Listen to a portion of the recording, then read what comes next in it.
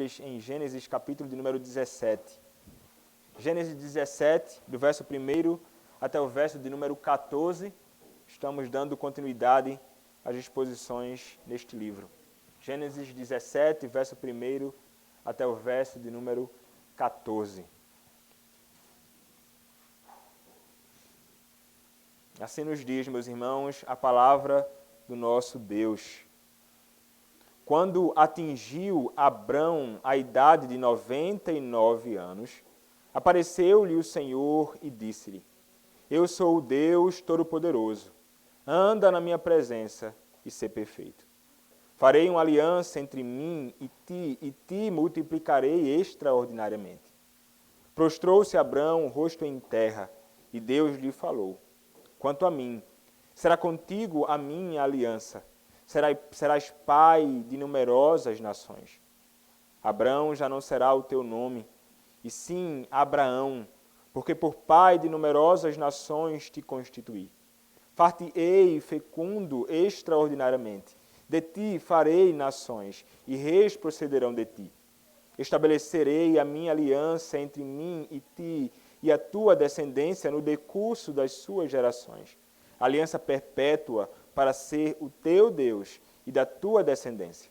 Dar-te-ei e a tua descendência a terra das tuas peregrinações, toda a terra de Canaã em possessão perpétua, e serei o seu Deus. Disse mais Deus a Abraão: Guardarás a minha aliança, tu e a tua descendência, no decurso das suas gerações. Esta é a minha aliança, que guardareis entre mim e vós e a tua descendência. Todo macho entre vós será circuncidado. Circuncidareis a carne do vosso prepúcio.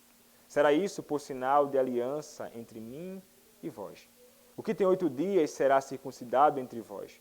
Todo macho nas vossas gerações, tanto o escravo nascido em casa, como o comprado a qualquer estrangeiro que não for da tua estirpe. Com efeito, será circuncidado o nascido em tua casa e o comprado por teu dinheiro. A minha aliança estará na vossa carne e será aliança perpétua. O incircunciso que não for circuncidado na carne do prepúcio, essa vida será eliminada do seu povo, quebrou a minha aliança. Amém. Podem se assentar, meus irmãos.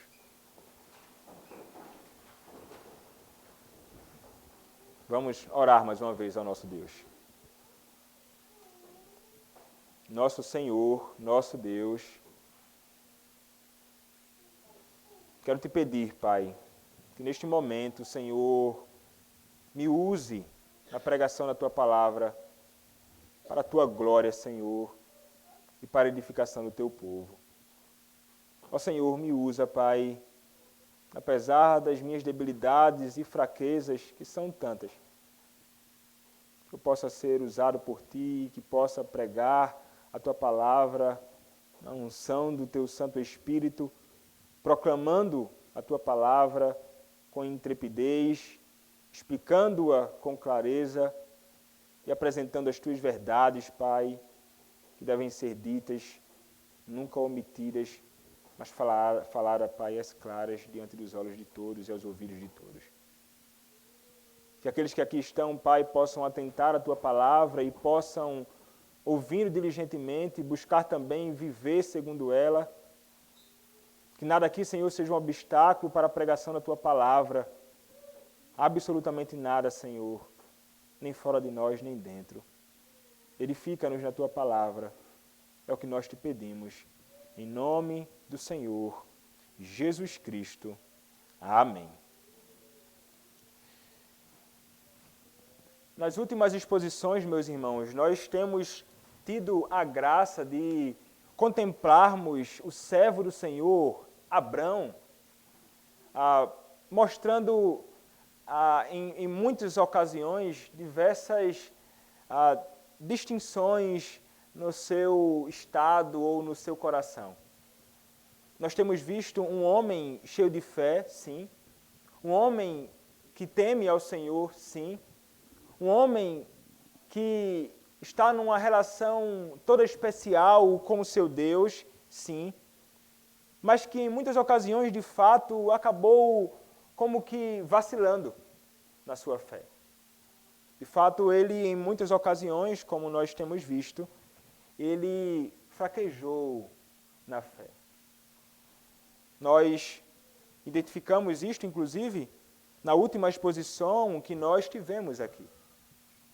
Depois do capítulo 15, quando nós vimos o Senhor apresentando a verdade de que Abrão ele foi justificado pela graça mediante a fé, depois que o Senhor, então, apresenta esta realidade gloriosa de que Abrão, ele era alguém salvo pelo próprio Senhor, nós vimos também o Senhor entrando numa aliança com ele, apresentando ali o pacto da graça feito com Cristo e com nós em Cristo, mas revelado aqui, nesta administração com Abrão.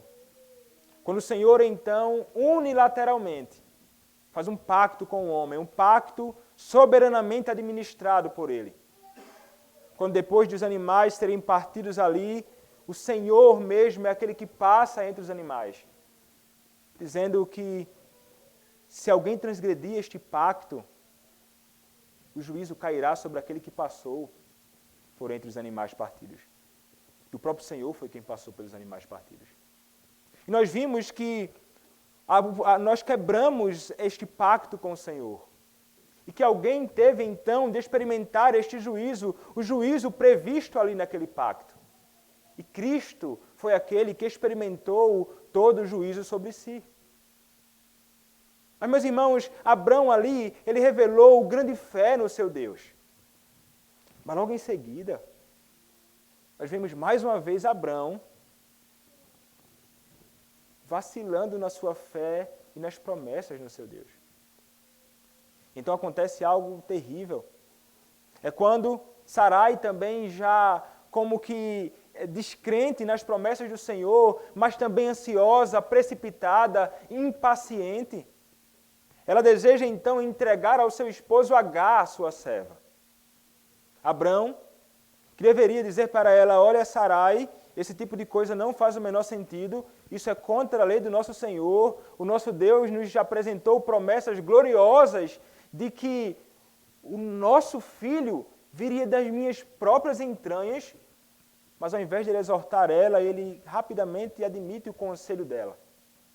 Ele então se deita com a serva de Sarai, com ela tem um filho chamado Ismael. Então nós vimos, meus irmãos, problemas vários. E começou com uma incredulidade, uma falta de impaciência, não somente de Sarai, mas incredulidade do próprio Abrão, o cabeça do lar. E nós vimos que isto implicou em problemas e pecados muitos. O pecado deles levou para o pecado de vários.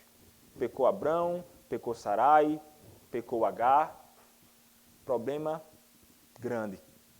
Mas nós vimos que no meio de toda esta confusão, no meio de todo este problema e dificuldades e atritos familiares que surgiram por causa do pecado, nós vimos que alguém entrou como um verdadeiro e excepcional conselheiro. E este não foi Abrão, que vacilou bastante. Foi o próprio Senhor, Jesus Cristo, a segunda pessoa da Trindade, manifesta no chamado anjo do Senhor, aconselhando então a própria Agar a então voltar, fazendo o caminho de volta de arrependimento e então tratar as questões com a sua própria senhora, Sarai. Mas então, meus irmãos, agora nós chegamos ao capítulo de número 17. E algum tempo se passou desde este episódio que foi exposto no domingo passado. Quando nós olhamos para o versículo de número 1 de Gênesis, capítulo de número 17, nós encontramos as seguintes palavras. Quando atingiu Abrão a idade de 99 anos. Meus irmãos, se passaram 13 anos, desde a última ocasião, como exposto no domingo passado. 13 anos se passaram, está aqui agora Abrão com a idade de 99 anos. Vejam só, não era novinho não, mas não. Um velho aqui. Esta era a condição de Abrão neste contexto. E, meus irmãos, você pode olhar para esta realidade aqui e vejam, muito tempo se passou, O Senhor havia falado tantas coisas sobre as promessas para este homem. O Senhor entrou num pacto com o próprio Abrão, mas está ele aqui com 99 anos e aquelas promessas ainda não haviam sido cumpridas na vida dele. Não, nós sabemos o que Abrão fez durante esses 13 anos da vida dele, mas a realidade, meus irmãos, é que mais uma vez, depois de todo esse período, o Senhor mais uma vez aparece para ele, para então apresentar e reafirmar e recordar e reanimar o seu servo, que certamente, depois de todo este tempo, estava talvez ali passando por alguns outros conflitos, até mesmo talvez conformado com a realidade de que agora tem Ismael, um filho. E sim, quantas promessas, será que era Ismael de fato? Saiu das minhas próprias entranhas? Como é que isso aconteceu? Mas a realidade então é que o Senhor aparece para ele, e o Senhor não deixa o seu servo ali nos seus próprios pensamentos, não, de forma alguma. O Senhor, ele se apresenta a ele. E então como é que ele se apresenta aqui, meus irmãos? Para o próprio Abrão. O texto nos diz que apareceu o Senhor Yahvé a ele e mais uma vez falou. O Senhor disse, algo extraordinário, meus irmãos. O homem se deparar com essa presença toda especial do Senhor. Mas então o Senhor se apresenta a ele, como em outras ocasiões, mas agora com um nome distinto. Que anteriormente não havia sido mencionado. O Senhor ainda não havia sido apresentado a Abrão e a nenhum outro desta forma. Ele vai dizer, eu sou o Deus Todo-Poderoso. Eu sou Deus Todo-Poderoso. Aqui, meus irmãos, é a tradução de um nome de Deus chamado El Shaddai, que é o Deus, de fato, Todo-Poderoso, mas isso aqui não compreende o que esse nome realmente significa, porque ele é muito amplo.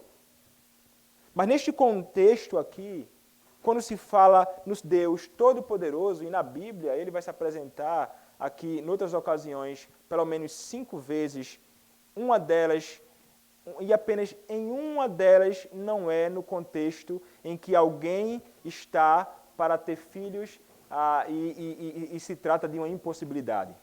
Veja, o nome Deus Todo-Poderoso, ele surge em ocasiões em que algo impossível está para acontecer, e este Deus Todo-Poderoso é o que fará com que isso aconteça. E vejam, se trata aqui do próprio Abrão, com 99 anos de idade, e vocês sabem, é como se ele estivesse morto. Este homem não poderia ter filhos num processo natural, ele com 99 e sua esposa por volta dos 90 anos de idade. Como então isso pode acontecer? Somente então alguém que é todo-poderoso é que pode fazer algo desta natureza. Então o nome dele, neste contexto, tem um significado muito importante. Está todo relacionado com as promessas do Senhor para a vida deste homem. Então, meus irmãos, quando ele se apresenta assim para Abrão, nós veremos a reação de Abrão mais à frente, mas vejam, Abrão poderia confiar neste Deus. Quando ele diz, eu sou todo-poderoso, e quando nós falamos num Deus todo-poderoso, isso significa que é um Deus que tem um poder que é ilimitado. O poder de Deus, meus irmãos, ele não tem fim.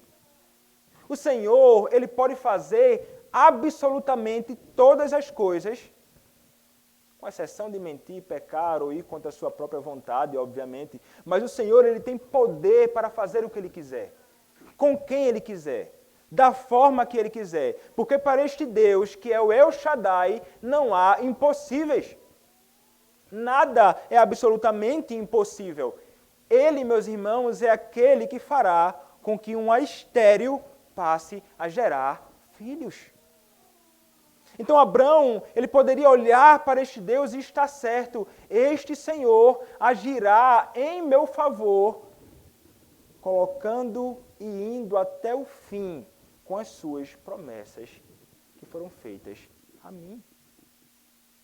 Porque ele é o El Shaddai. Ele é o El Shaddai. E esse nome está ligado aqui em particular com a questão da procriação com Abrão, para fazer do impossível possível segundo o seu poder. Este mesmo Deus, meus irmãos, também, que no passado cuidou de Abrão como Deus Todo-Poderoso, é o Deus que certamente hoje, nas nossas vidas, é Ele quem cuida de nós.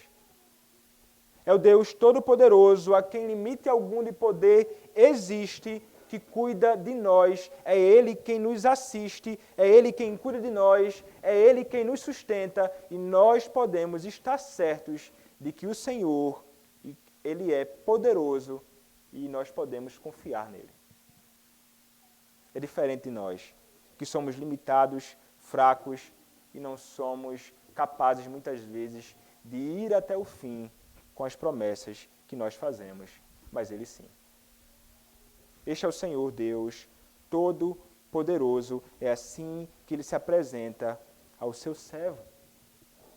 Mas vejam, meus irmãos, Ele não vai simplesmente se apresentar como Deus Todo-Poderoso. Ele vai também falar algumas coisas para o próprio Abrão. Ele vai apresentar aqui o que o próprio Abrão ele deveria fazer diante deste Deus que é Todo-Poderoso. Ele vai dizer para Abrão, anda na minha presença e ser perfeito. Ele está chamando, meus irmãos, Abrão aqui a uma vida de piedade e santidade diante do Senhor. Quando ele vai dizer, anda na minha presença, Abrão, você deve caminhar como se você estivesse sempre diante dos meus próprios olhos. E é diante dos olhos do Senhor que nós estamos sempre, esta realidade. E aquele que é piedoso é justamente este homem. É o homem que entende que enquanto ele caminha e vive neste mundo, ele vive diante dos olhos de Deus. E que, portanto, agora que ele está diante dos olhos do Senhor, ele vai viver de um modo que é agradável a este Deus. Quando ele então diz para Abrão, e ser perfeito, alguém poderia pensar assim, mas como é que pode ser perfeito? Abrão, pecador que só, já errou, pecou, botou a mulher em perigo, descreu das promessas do Senhor, envolveu-se num relacionamento inapropriado com Agar. A ideia aqui, meus irmãos, de ser perfeito é o seguinte, Abrão, ser íntegro. Ele está falando aqui para que Abrão seja um homem que viva em integridade diante do Senhor. E quando nós falamos nisto, meus irmãos, nós não podemos jamais pensar que se trata de alguém que vive em integridade e que não peca de forma nenhuma. Quando o Senhor chama alguém de um homem íntegro, é alguém que não vive deliberadamente na iniquidade. É alguém que não vive mergulhando no pecado, mas não que não peca. Abrão, então, é chamado a ser este homem íntegro, este servo do Senhor, este líder da igreja de Deus na antiga aliança. E essa advertência, meus irmãos, as palavras ser perfeito ou que ande com integridade, não é algo que ficou simplesmente para o próprio Abrão no passado. Aqueles que conhecem esse Deus, El Shaddai, o Deus Todo-Poderoso, são aqueles que são chamados sim a andar em integridade. É o que nos diz, por exemplo, 1 Timóteo, capítulo 3. Quais as qualificações que o Senhor exige daqueles que são chamados para o ministério?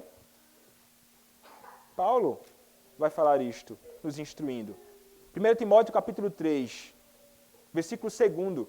É necessário, portanto, que o bispo seja irrepreensível. Então, aqueles que são chamados para liderar o povo de Deus, a igreja do Senhor Jesus Cristo, são certamente aqueles que são chamados para andar diante do Senhor e para ser perfeitos. Mas não somente nós, meus irmãos, pastores, presbíteros, diáconos da igreja do Senhor Jesus Cristo, todos nós somos chamados a isto. Toda a igreja de Cristo. Essa é a vontade dele para todo o povo dele, é que sejamos santos. É que sejamos santos como ele é santo. Então vejam, meus irmãos, que aqui se trata de um chamado a uma vida de santidade diante do Senhor. Abrão, meus irmãos, ele já foi justificado por Deus. Se você foi justificado, nunca mais você será justificado novamente. Não existe justificação repetida na vida de ninguém. A justificação é um ato. Você foi justificado, salvo por Deus, diante do seu tribunal, nunca mais você terá de passar por aquele tribunal para ser justificado ou condenado. Porque alguém já morreu por você e foi justificado no seu lugar. E aquela dívida foi paga de uma vez para sempre. Para você que foi salvo, foi o próprio Cristo quem pagou por você. Já não há mais condenação para nós. Fomos justificados. É um ato, não se repete. Mas aqueles que foram justificados são aqueles que são chamados para viverem em santidade. São aqueles que foram santificados, sim, pelo Senhor. Em certos aspectos, somos santos, mas também chamados para viverem em santidade. A santificação, diferentemente da obra da justificação, é uma obra contínua, que não acabará até o dia em que estivermos com nosso Senhor na glória. Então, assim como Abrão, meus irmãos, foi chamado para viver buscando atentar para a lei do Senhor e viver de um modo puro diante do seu Deus, todos nós hoje estamos chamados a isto também. Se você foi salvo pelo Senhor, você vai desejar ardentemente agradar ao seu Deus. Nós agradamos ao nosso Deus quando nós atentamos para os seus mandamentos, tendo um coração perfeito, observando os seus estatutos, guardando os seus mandamentos, como nós lemos em 1 Reis, capítulo 8, verso 61. Nós somos chamados, meus irmãos, a realmente andarmos assim. Mas como tem sido o seu progresso na vida de santificação? Como tem sido o seu caminhar? Você tem andado diante do Senhor em pureza? Você tem buscado viver em integridade em toda a sua caminhada, em todos os seus relacionamentos? Como anda a sua vida de santidade diante do Senhor? Como você tem andado diante de Deus? Talvez diante dos outros você pode parecer até uma pessoa santa, mas e quanto a você, quando você está escondido na sua própria casa, quando ninguém lhe vê? Meus irmãos, nós somos chamados a viver diante de Deus em pureza em todas as ocasiões, sendo visto pelos outros ou não. Porque esta é a vontade dele para a minha e para a sua vida. Isto realmente agrada ao nosso Senhor. Nós não podemos ser muitas vezes, como muitas vezes somos, ateus na prática. Quando nos lábios abrimos a boca para dizer nós cremos no Senhor que nos chama para ser santos como Ele é santo, mas vivemos como se esse Deus não existisse. Ainda que você imagine que o Senhor não contempla você, Ele contempla quem é você diante do Senhor. Ele nos chama, meus irmãos, a uma vida de pureza diante dEle. E todos os meios Ele nos deu para isto. A sua própria palavra, o seu Santo Espírito, são meios essenciais, fundamentais para vivermos em santidade diante dEle. É isto que a palavra do nosso Deus requer de mim e de ti. Mas sigamos, meus irmãos, com a exposição, e o texto continua dizendo, versículo 2, farei uma aliança entre mim e te multiplicarei extraordinariamente. Isso aqui vai ser repetido várias vezes aqui neste texto, meus irmãos. E aqui nós encontramos uma reafirmação da aliança que Deus fez com Abrão. Não se trata de uma nova aliança, mas de uma reafirmação da aliança, do pacto que Deus fez com Abrão em Gênesis capítulo de número 15. Então é uma ratificação do pacto que Deus fez com ele. É isto que está acontecendo aqui.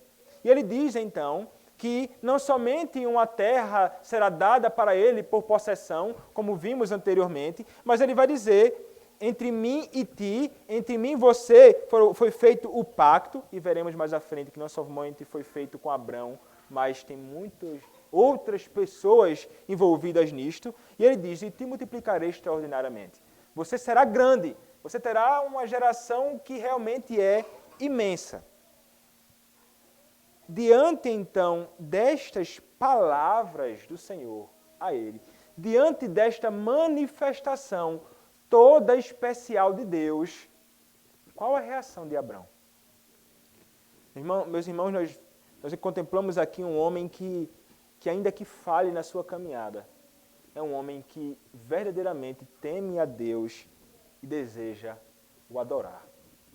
É isso que nós vemos aqui no versículo 3. Prostrou-se Abrão, rosto em terra, e Deus lhe falou. Prostrou-se Abrão, rosto em terra. Meus irmãos, este era o tipo de atitude que era feita justamente em ocasiões em que homens estavam se prostrando numa adoração a Deus. O que Abrão está fazendo aqui, meus irmãos, é adorando o Senhor, El Shaddai, o Deus Todo-Poderoso, o Deus pactual, o Deus que o chamou para ser perfeito. Ele se prostra num gesto de culto ao seu Senhor. Ao Senhor que se manifestou para ele de modo ali extraordinário. E esta não poderia, a reação deste homem, meus irmãos, não poderia ser diferente, não.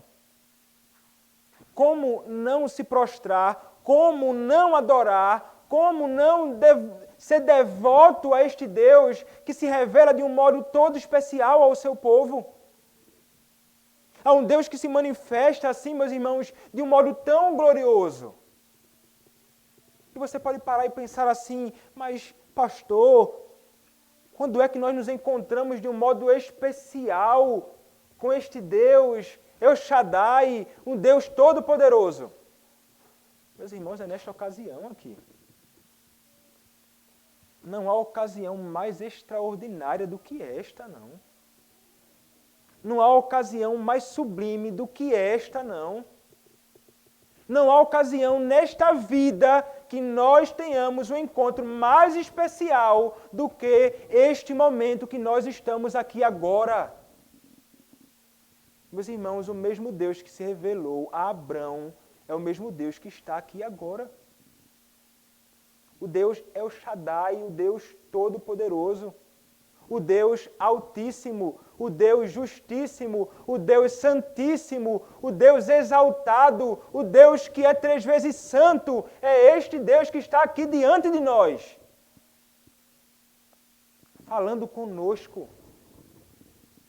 E o que é que nós devemos fazer então diante deste Deus? Meus irmãos, a nossa resposta, a manifestação do nosso Deus é adoração. A nossa resposta ao nosso Senhor deve ser culto. Culto em todos os momentos da nossa vida, mas também culto aqui. Quando nós nos prostramos, como que nos prostramos diante desse nosso Deus, adorando-o, louvando a Ele, cantando, lendo a Sua palavra, servindo-o, adorando-o na beleza da Sua santidade. Este será sempre o desejo dos verdadeiros filhos de Deus. Se você não deseja estar na casa de Deus, meu irmão e minha irmã, você tem algum problema. Se você não tem desejo de vir à casa do seu Deus para adorá-lo no seu santo dia, no seu santo culto e com meu sustento pela manhã e noite no serviço de adoração ao seu Senhor, há alguma dificuldade com isso. Ou melhor, com você. Nós devemos nos utilizar e nos aproveitar e nos deleitar em todas as ocasiões que o nosso Deus permite e providencia para que o adoremos. Nenhuma pode ser dispensada. Nenhuma deve ser dispensada. O nosso coração deve ser muito grato e deve se alegrar ardentemente quando o Senhor nos convida pela manhã para anunciar a sua misericórdia e à noite para anunciar a sua fidelidade. Como nos diz o Salmo de número 92, culto a Deus, meus irmãos, um privilégio imenso. E é desfrutar um pouco daquilo que desfrutaremos na glória, desfrutamos aqui neste culto. Se você aspira e deseja ardentemente pela glória, você se deleitará em experimentar um pouco disto aqui nesta adoração pública no seu santo dia. É para isto que o Senhor nos chama. Abrão adorou ao seu Deus.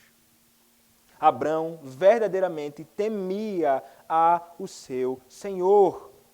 Mas então, meus irmãos, o texto continua nos informando algumas coisas mais. Versículo 4. Quanto a mim, será contigo a minha aliança e serás pai de numerosas nações. Então aqui ele está dizendo, ainda tratando sobre o pacto que ele fez com o próprio Abrão. Ele está expandindo e mostrando realidades mais maravilhosas acerca dele. É um novo aspecto sendo revelado aqui. Ele vai dizer, Abrão, a minha aliança será contigo e serás pai de numerosas nações. Muitas nações, então, iriam descender deste homem, deste servo de Deus. Diversos povos sairiam dele. Tu serás, então, Abrão, pai de numerosas nações. Ele está reafirmando muitas verdades aqui para o seu servo, com as quais ele deveria se abraçar, certamente. O próprio Abrão ali, dentro daquelas palavras maravilhosas do Senhor. E então no versículo 5 ele diz, Abrão já não será o teu nome, e sim Abraão, porque por pai de numerosas nações te constituí. Então agora ele vai expandir estas palavras ditas no verso anterior. E ele vai mostrar que as promessas dele para ele, inclusive, estarão relacionadas ao seu novo nome. Meus irmãos, Abrão ele recebe um novo nome. A partir de agora nós poderemos chamar, e eu poderei falar sem dificuldade, Abraão. Porque aqui o Senhor mudou o nome do seu servo. Abrão significa pai exaltado. O pai exaltado. Agora então, o Senhor vai mudar o seu nome para Abraão. E ele mesmo explica no próprio verso. Porque ele será pai de numerosas nações. Abraão, pai de multidões. O pai de muitos. Este é o seu nome. Meus irmãos, estas palavras do Senhor são reais no sentido físico da coisa. Ele será de pai de muitas nações. Ele será pai de multidões. Isto, de fato, aconteceu. O Senhor, que tem autoridade para mudar nome, mudou o nome do próprio Abrão para Abraão, mas isso está relacionado às suas promessas. Mas mais do que, meus irmãos, uma descendência física de nações, de pessoas, de povos, de descendentes. Aqui se trata, sobretudo, de uma promessa espiritual do próprio Deus. Quando o Senhor, Abrão, ele não seria pai simplesmente daquele povo de Israel, mas do que nós poderíamos chamar do Israel espiritual de Deus. É todo o povo do Senhor, de todo povo, tribo, língua, nação, espalhadas pelo mundo, inclusive nós. Nestas promessas do Senhor, nós estávamos inclusos ali. Nós fomos incluídos ali. Essas promessas são para nós. E nós fomos alcançados por elas. E como é maravilhoso, meus irmãos, sabermos que nós somos filhos de Abrão. Ou filhos de Abraão, o pai da fé, porque andamos nas mesmas pisadas dele. Porque nós cremos no mesmo Cristo que ele creu. Porque nós fomos salvos pelo mesmo Cristo que ele foi salvo. Nós que fomos salvos, foi prometido isso aqui, meus irmãos. Nós experimentamos isto e como é maravilhoso vermos que este Deus que é todo-poderoso, Ele é realmente fiel em cumprir as suas promessas. E é isto que Ele diz para Abrão, o seu servo, promessas maravilhosas para o seu filho e uma mudança de nome. Ele mudou o nome de Abrão. Ele é o pai de multidões. Ele é o meu servo, distinto, singular. É interessante que Apocalipse, capítulo 2, vai falar que nós também teremos um outro nome. Interessante, né? Nós teremos. Um nome que não é conhecido por nós. Quem sabe, eu não sei, mas aqueles que foram lavados no sangue do Cordeiro, aqueles que foram justificados pelo Senhor, aqueles que foram vivificados, nós, meus irmãos, nos é prometido que nós teremos um novo nome. Que coisa extraordinária. Esta é a realidade, meus irmãos, acerca de todos nós. Foi também a realidade acerca do próprio Abrão, mas ele ainda diz mais, meus irmãos. O Senhor, sempre falando na primeira pessoa, ele vai dizer, a partir do versículo 6, far-te-ei fecundo extraordinariamente. Verso 7, estabelecerei a minha aliança entre mim e ti. Verso 8, dar-te-ei e a tua descendência a terra das tuas peregrinações. Meus irmãos, este é o Senhor que age e o Senhor que age soberanamente. Abrão então terá muitos filhos, ele diz, fecundo extraordinariamente. De ti procederão reis. E muitos reis de fato procederão dele. Aqui apontando sobretudo para o rei que descenderá dele. O próprio Cristo. Então, meus irmãos, esta é a promessa dele para ele, far-te-ei fecundo, reis procederão de ti, reis terrenos, mas um rei, sobretudo, espiritual e glorioso.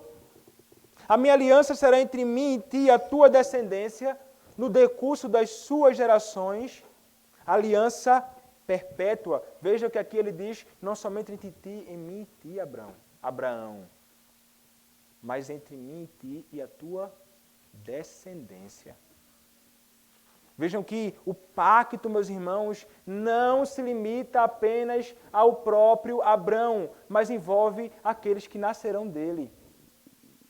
Os seus filhos estão envolvidos aqui. Os seus filhos estão incluídos no pacto e se trata, meus irmãos, de uma aliança perpétua, para sempre. Não tem fim. E ele ainda diz, para ser o teu Deus e da tua descendência. Então o Senhor Yahvé, ele diz, eu sou o teu Deus Abraão, tu és o meu filho, a tua descendência me terá por Deus e eles serão o meu povo. Essa é a linguagem pactual.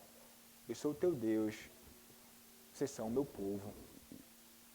Você é meu, Abrão, e a sua descendência também. Todos estão incluídos aqui. O pacto, meus irmãos, do Senhor sempre envolveu alguém e aqueles que estão representados nele. Vimos isto em Adão, isto em Noé, isto em Abrão, isto até hoje. Quando os pais são aqueles que representam os seus filhos. O papel da representatividade é fundamental. Nós falaremos um pouco mais à frente sobre isto. Mas ainda ele diz, dar-te-ei e a tua descendência a terra das tuas peregrinações, toda a terra de Canaã em possessão perpétua e serei o seu Deus. Então, meus irmãos, ele promete a terra de fato literal também, promessas para o próprio servo Abraão, mas é mais do que isto. Esta terra prometida aqui a Abraão, não se limita, meus irmãos, a uma terra física simplesmente. como muitas pessoas esperam aí, nos últimos tempos, então terá um estabelecimento literal do povo do Senhor numa terra física, não sei onde. Não. O que nós aguardamos é habitarmos na terra prometida pelo nosso Deus, que se trata da nossa pátria celestial. A terra que aqueles que são descendentes de Abraão e que estão num pacto com o Senhor, são aqueles que aguardam algo que é muito mais excelente do que isto. E que certamente, meus irmãos, se cumprirá na terra física, quando o Senhor restaurar novos céus e nova terra, mas não se limitando a Jerusalém e a nenhum ponto, mas a toda a terra do Senhor, por possessão dos filhos de Abraão, com quem o Senhor fez um pacto. Esta promessa é para nós, de uma terra maravilhosa que nos aguarda. Promessa deste Deus, meus irmãos, que cumprirá absolutamente tudo aquilo que Ele prometeu. Ele diz, dar-te-ei. Nestes primeiros versos, meus irmãos, fica muito evidente a soberania de Deus e que este Deus é o único, Ele somente, que faz cumprir absolutamente todas estas coisas. Não é sinergismo quando muitos contribuem com a coisa, juntos, para fazer algo acontecer. Não. Monergismo de um Deus que age soberanamente e faz absolutamente todas as coisas para a sua própria glória e em favor do seu povo. Mas então o que acontece?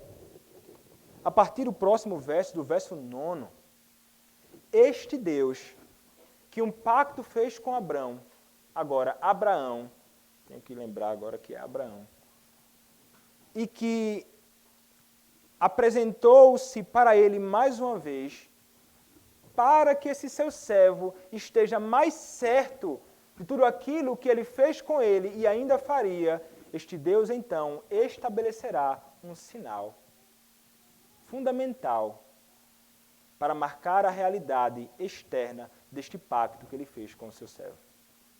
Nós vimos, no pacto feito com Noé, havia um sinal. Qual era o sinal? O arco. O sinal da aliança que Deus fez com Noé. Aqui, meus irmãos, nós veremos mais um sinal. Sinal e selo do pacto da graça que Deus fez com o seu servo. Como falei anteriormente, não se trata de um novo pacto, mas se trata aqui, meus irmãos, do mesmo pacto da graça administrado por Abraão. Então nós vemos, a partir do versículo 9, o seguinte: disse mais Deus a Abraão: guardarás a minha aliança, tu e a tua descendência, no decurso das suas gerações. Então aqui nós encontramos a realidade, meus irmãos, de que a descendência de Abraão deveria sempre atentar e guardar este pacto que o Senhor fez com eles. Então, há os papéis e os deveres divinos anteriormente feitos, o Senhor agiu soberanamente, fazendo toda a sua vontade, mas também aqui, agora, aos deveres humanos, as exigências de Deus para aqueles que estão num relacionamento pactual com Ele. Poderíamos dizer a exigência de Deus para a igreja do Senhor Jesus Cristo hoje. E aqui está. Ele vai dizer, para a tua descendência, no decurso das suas gerações. E então, meus irmãos, o Senhor, Ele vai fazer e Ele vai prescrever, como que dizendo assim, vocês devem fazer o que eu ordeno. Vocês devem atentar para as minhas ordenanças. E então ele diz mais, verso número 10. Esta é a minha aliança que guardareis entre mim e vós e a tua descendência. Alguém poderia pensar, se trata de uma nova aliança? Não. Ele não está falando aqui que a circuncisão é uma nova aliança. A circuncisão, ela é apresentada aqui simplesmente como um aspecto externo deste pacto da graça. Então é um sinal externo do pacto que Deus fez com o seu povo, que inclui Abraão e a sua descendência. Então esse selo, esse sinal externo, ele deve ser aplicado, e o texto vai dizer que guardareis entre mim e vós e a tua descendência, todo macho entre vós será circuncidado.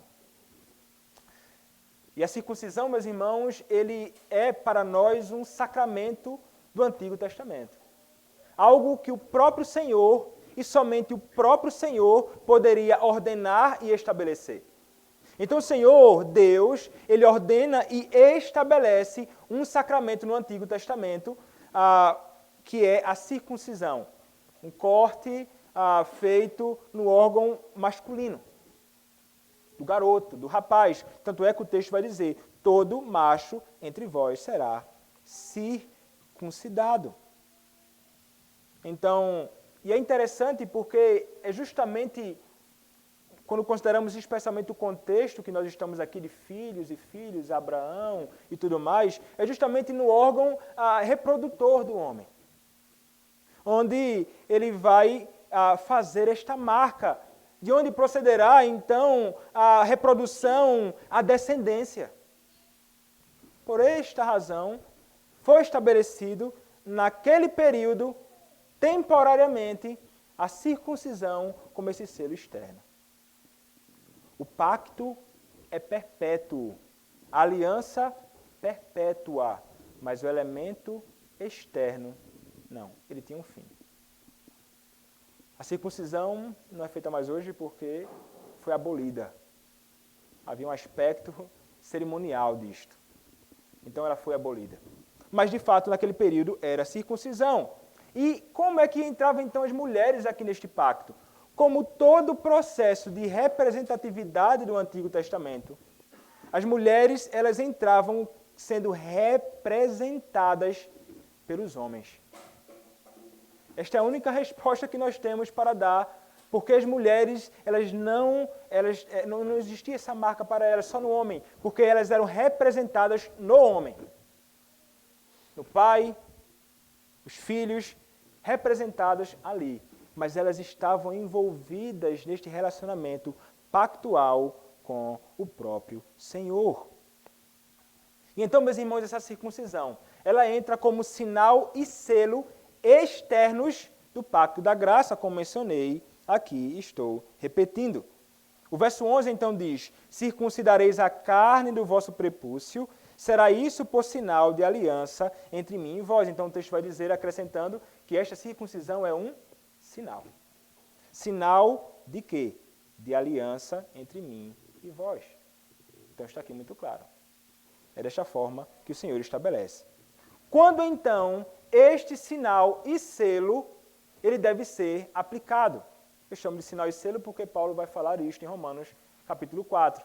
Mas veja, quando isso deve ser aplicado à descendência do próprio Abraão? Quando ele é um jovem de 20 anos de idade. O texto não diz isso aqui. O texto diz, com 8 dias será circuncidado entre vós todo macho nas vossas gerações, tanto o escravo nascido em casa como comprado a qualquer estrangeiro que não for da tua estirpe. Então, se trata, meus irmãos, de uma criancinha, bebezinho, poucos dias de nascido, quando ele deveria então experimentar este processo certamente muito doloroso, 8º dia. Sabia de nada, pensava em nada, conhecia nada, só sabia mamar, chorar e pronto. E fazer outras coisas que as crianças sabem fazer muito bem. Mas ele seria circuncidado ao 8º dia. Mas vejam, uma coisa interessante também é que não se trata de algo relacionado simplesmente a quem é descendente genuíno de sangue do povo de Israel, mas ele vai acrescentar o estrangeiro comprado, aquele que então é acrescentado ao povo de Deus. Lembrem-se, meus irmãos, o povo de Deus, naquele período, era a igreja de Cristo. O povo de Deus, naquele período, era a igreja do Senhor Jesus Cristo no Antigo Testamento. O que acontece é que todos deveriam ser circuncidados, não apenas aqueles que nasceram diretamente deles, mas aqueles que são acrescentados deveriam também experimentar isto. Com efeito, verso 13, será circuncidado o nascido em tua casa e o comprado por teu dinheiro, a minha aliança estará na vossa carne e será aliança perpétua. Isso aqui, meus irmãos, aponta para a realidade de que o estrangeiro, poderíamos dizer, o gentio, por que não dizer eu e você, somos aqueles que estão envolvidos aqui. Então aqui aponta para a realidade de que este pacto e os benefícios deste pacto, o selo externo deste pacto, eles estão estendidos para todos nós. E esta realidade já é posta aqui em Gênesis capítulo de número 17. Todos são chamados a experimentar esta realidade. E então, mas o que isso importa para nós hoje? Importa, meus irmãos, porque o pacto que Deus fez com o seu povo, estabelecendo um sinal externo para o seu povo, não somente para o homem, mas também para a sua descendência, ele permanece hoje. O pacto no qual nós estamos inseridos é o mesmo pacto da graça. Qual a distinção então hoje? A distinção é que nós não entramos na igreja de Cristo através da circuncisão, mas através do batismo. E esse texto, meus irmãos, é um texto que nos apresenta uma verdade maravilhosa. É que aqueles que devem ser batizados, aqueles que devem ser circuncidados, não são apenas aqueles que são adultos e possuem a capacidade de crer, mas a sua descendência. Porque o sinal externo é para o pai e a sua descendência. Mas hoje, então, se trata do batismo. O batismo é aquele que vai substituir a circuncisão no Novo Testamento. Como diz o próprio pastor Paulo Anglada, o batismo é a circuncisão cristã. Como Colossenses vai nos dizer, como eu acredito que está no boletim que colocamos aí, e como falarei um pouco aqui. Quem então são aqueles que estão no relacionamento pactual com o Senhor? O homem, a sua família, os seus descendentes. Então nós poderíamos perguntar o seguinte hoje, uma vez que o batismo está no lugar da circuncisão. Quem deve ser batizado? Não os que professam não só os que professam a sua fé em Cristo e obediência a Ele, que somos nós, ou aqueles que possuem a capacidade de atentar, observar o Senhor como objeto da sua fé, crer e ser salvo por Ele. Como diz Atos capítulo 9, verso 18. Imediatamente lhe caíram dos olhos como que umas escamas e tornou a ver. A seguir, levantou-se e foi batizado. Aquele, então, que verdadeiramente crê em Cristo, ele é aquele que deve ser batizado. E quanto a isto, presbiterianos e batistas assembleianos, está todo mundo concordando. Aquele que crê é aquele que deve ser batizado. Alguém, então, que fez uma pública profissão de fé em Cristo e possui o desejo de viver em obediência a Ele, eles, então, devem ser batizados. É um homem ou uma mulher que se arrependeu dos seus pecados e creu em Cristo, eles devem ser batizados. Quanto a isto, não há controvérsia nenhuma. Quanto a isto, realmente não há. Contudo, a Escritura Sagrada nos ensina, como neste texto nós podemos extrair dele, e dos nossos padrões doutrinários, que os nossos filhos também devem ser batizados. Mas também os filhos de pais crentes, ainda que só um deles seja crente, como diz Paulo em 1 Coríntios capítulo 7, devem ser batizados. Então aqui há realmente uma disputa, e agora uma disputa teológica. Controvérsia grande. Aqueles que se opõem ao batismo infantil, eles são aqueles que geralmente pedem, no Novo Testamento, que exista um texto explícito que diga, batize o filho. Batize um filho. Não tem nenhum texto do Novo Testamento que diga assim, batize o seu filho. batize a sua criança. Não há nenhuma prescrição disso. Por essa razão, logo, não faz o menor sentido eu batizar meus filhos. Porque não há nenhuma ordenança explícita disso. Contudo, meus irmãos, isso é um problema. A ausência de textos prova explícitos não invalida o batismo infantil. Pois é uma verdade que nós encontramos em toda a Escritura. Os desdobramentos, a expansão, as implicações de tudo isto na própria palavra. Há um princípio que é fundamental que deve ser considerado aqui. É um princípio que nós extraímos da Escritura doutrinas e verdades que não são necessariamente declaradas com clareza ali. Esse princípio, ele vai frontalmente de encontro à ideia daqueles que imaginam que tem que ter um texto explícito para se fazer doutrina. Aqueles que dizem, geralmente de outras tradições, que falam tem que ter um texto explícito, eles agem com incoerência. Por que razão?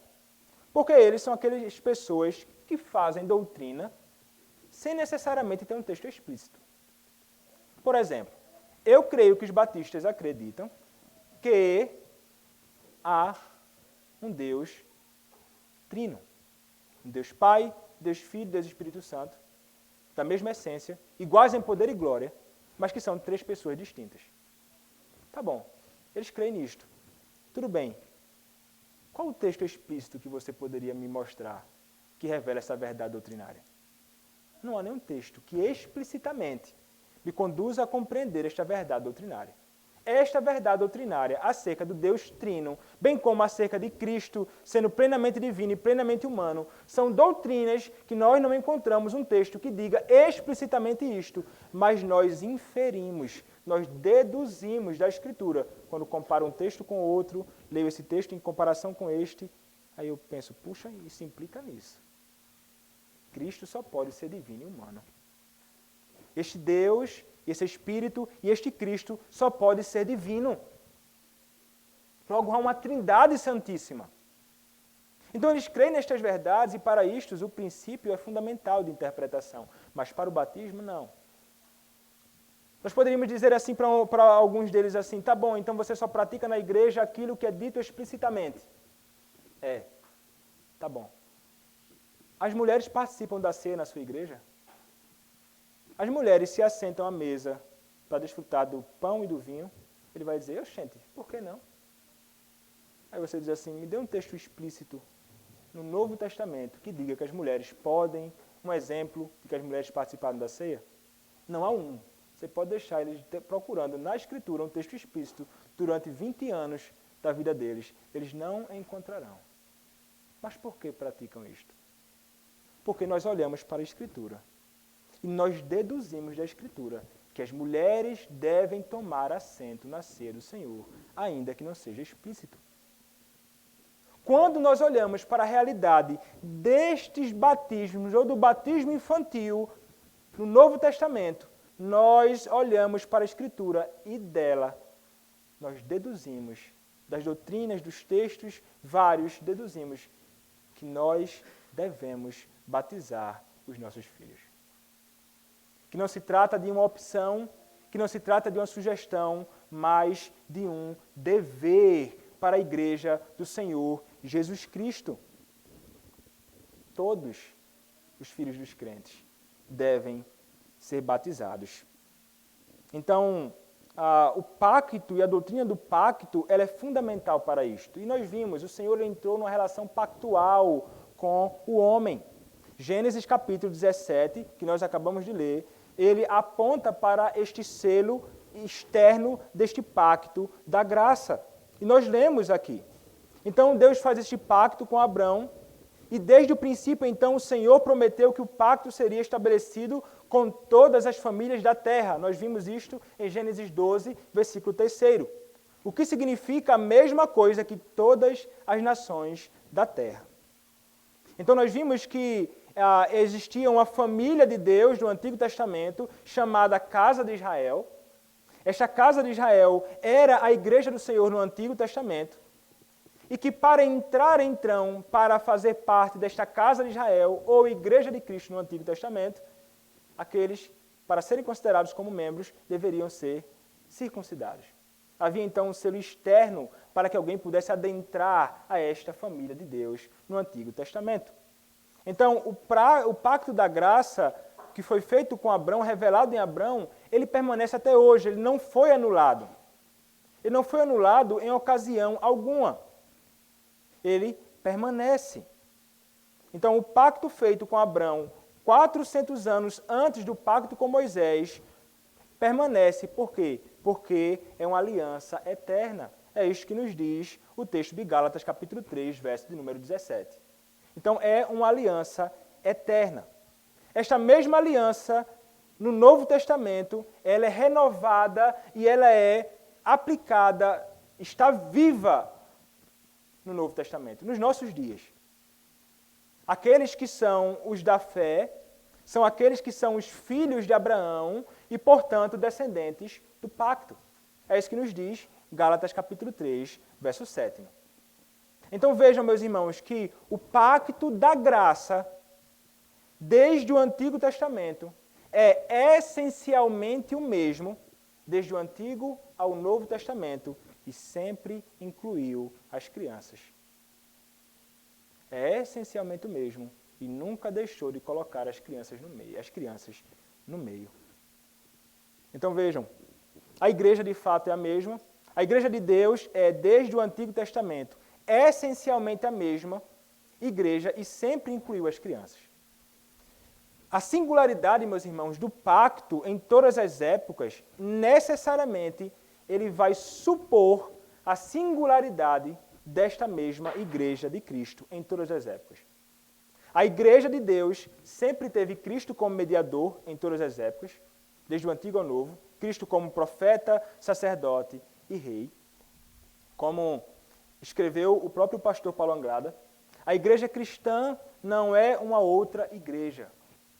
O apóstolo Paulo revela claramente que a igreja cristã não é uma nova árvore, mas apenas um galho enxertado na mesma árvore cuja raiz é Abraão. E ele cita Romanos capítulo 11, versos 13 a 24. O pai de todos os crentes, como diz Romanos capítulo 4, verso 11. Abraão é o pai tanto de incircuncisos como de circuncisos, que andam nas pisadas da fé que teve nosso pai Abraão antes de ser circuncidado, como diz Romanos capítulo 4, versos 11 a 12. Então, meus irmãos, esta igreja de Cristo do Antigo ao Novo Testamento, ela é essencialmente a mesma. Quando nós olhamos então para a circuncisão, é o antigo selo do pacto da graça, mas nós olhamos então para o selo do pacto da graça e admissão à igreja no Antigo Testamento. Como então eram admitidos? A ordenança de admissão na igreja visível do Antigo Testamento, em sua característica essencial e significado, é a mesma, tanto no Antigo quanto no Novo Testamento, e sempre foi administrado nas crianças. O selo para que alguém entrasse. Então a circuncisão foi esse selo externo do pacto da graça, não apenas para o adulto, mas para a criança, bem como para os prosélitos. E isto envolve esta ideia de pai, filhos e aplicado aos filhos, aquela ideia da administração do pacto da graça no Antigo Testamento. Ele era administrado, meus irmãos, pela representatividade. Nós encontramos essa ideia da representatividade desde o princípio das coisas. Adão, ele foi o representante de toda a humanidade. Noé, no pacto, foi representante do pacto. Abraão, nós vimos, representante de toda a sua descendência. Moisés, representante do povo de Deus. Davi, representante de toda a sua família. Nós encontramos Cristo, o representante de todos os redimidos. Vejam que a ideia de representatividade, ela é fundamental e marcante. Os filhos eram circuncidados por causa da fé dos pais. O pacto feito com os pais e com a sua descendência. Isso no Antigo Testamento. Quanto a isso, eu penso que não há dúvida. As crianças eram circuncidadas. Mas então, o que aconteceu? O batismo, então, ele realmente substituiu a circuncisão. O batismo, ele vai ficar no lugar da circuncisão. A ideia de derramar sangue, como acontecia na circuncisão, não faz o menor sentido também. Até mesmo esse derramar o sangue apontava para o próprio Cristo que haveria de derramar o seu sangue. Isso ali estava ligado à lei cerimonial. Mas então entra o batismo, não a abolição do pacto. O batismo como a substituição da circuncisão, como vai nos dizer Paulo em Colossenses capítulo 2, versos 11 a 12. Como mencionei, o pastor Paulo Anglada diz, o batismo cristão é chamado explicitamente de circuncisão de Cristo, o mesmo que circuncisão cristã. É isso que Paulo vai argumentar. Então a circuncisão e o batismo são expressões das mesmas verdades espirituais e devem ser reconhecidos como sinal e selo da mesma bênção pactual. Isso é o que acontece, então, no Novo Testamento. Então, este batismo agora, ele passa a ser o selo do pacto da graça e também o selo externo de admissão a alguém à Igreja de Cristo no Novo Testamento. Mesma coisa da circuncisão no Antigo. Agora muda a prática, não a circuncisão, mas agora derramando água. E nós encontramos então vários textos, meus irmãos. Atos capítulo 2, versos 38 a 39, falando sobre aqueles que haviam crido e então através do batismo são admitidos à igreja do Senhor Jesus Cristo. Então ele, baseado no pacto que fez com Abraão e sua descendência, Pedro diz que a promessa agora, tendo o batismo como símbolo externo, não é apenas para os adultos, mas também para quem? Mas também para os seus filhos.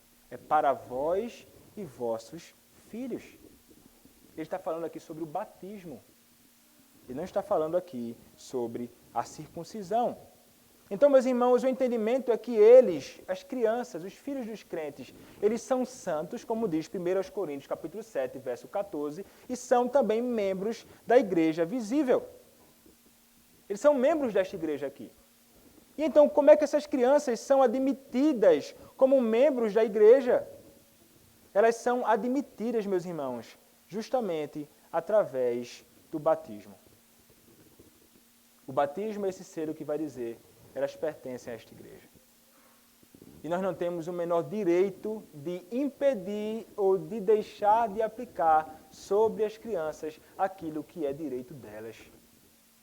E elas recebem, então, o batismo como por representação dos pais que são crentes. Os pais, então, que possuem a fé em Cristo e são membros da Igreja de Cristo, são aqueles que admitirão os seus filhos através do batismo na igreja. E se trata, meus irmãos, de um grande erro, de uma grande falha, quando o batismo ele não é administrado sobre os filhos dos crentes. E você não pode pensar assim, mas ele não possui fé para crer, assim como a criança ao 8º dia também não, mas era circuncidada.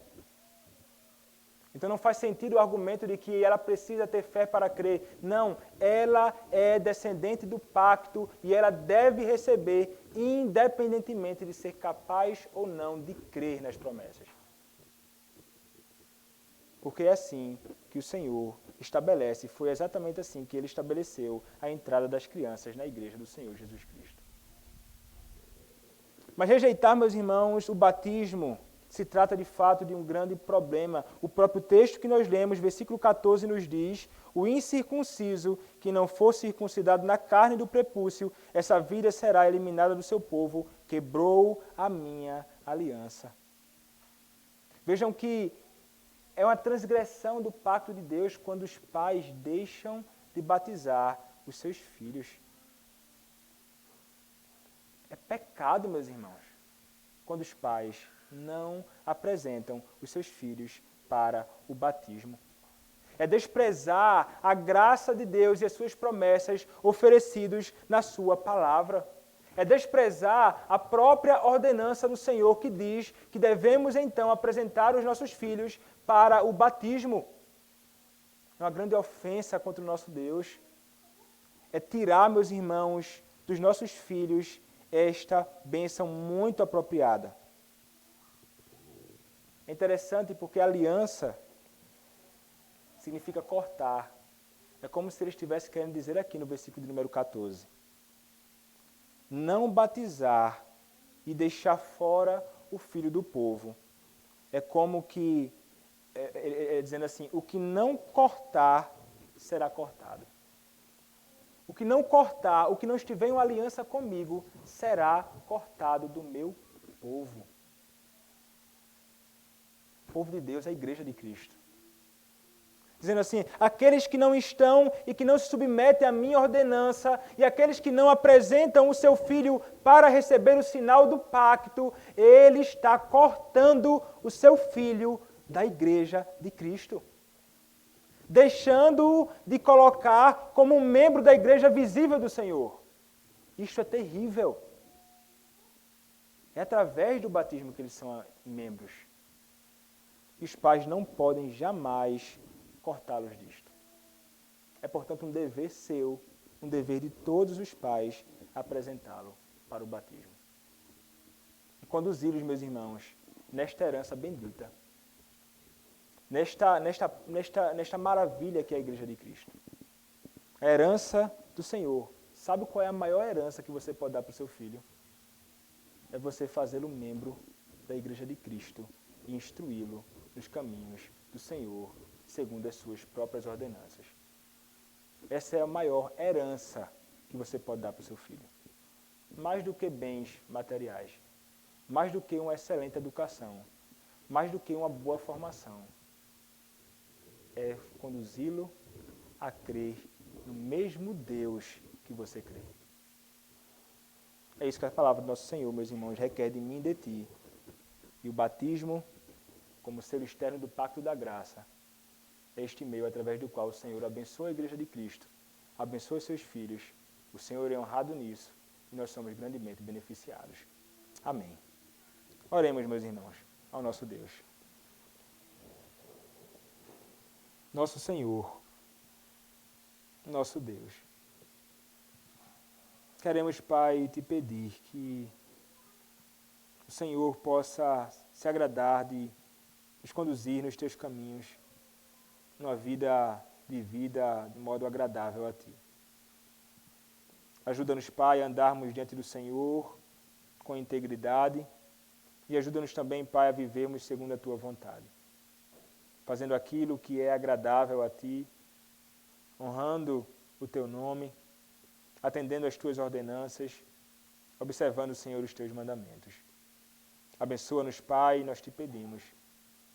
E pedimos isto em nome do Senhor Jesus Cristo. Amém.